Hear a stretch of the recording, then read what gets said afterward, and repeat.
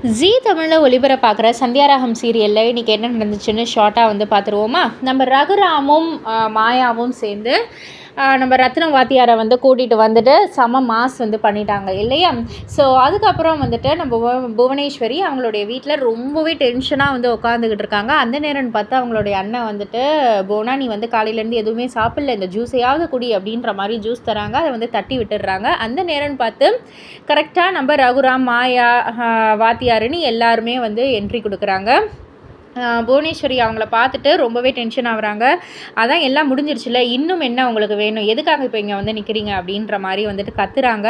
அதுக்கு ரகுராம் வந்து சொல்கிறாங்க, கத்தாத புவனேஸ்வரி, ஃபஸ்ட்டு நாங்கள் சொல்கிறத பொறுமையாக கேளு.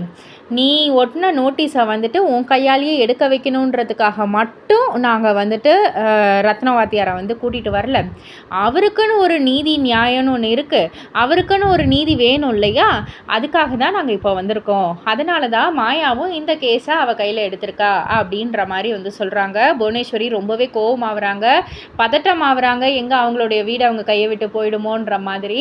நான் ஏற்கனவே ரொம்ப டென்ஷனாக இருக்கேன், தயவு செஞ்சு இங்கேருந்து போயிடுங்கன்ற மாதிரி கத்துறாங்க. பட் ஆனால் இதுக்கு மேலே தான் ட்விஸ்டே இருக்குது.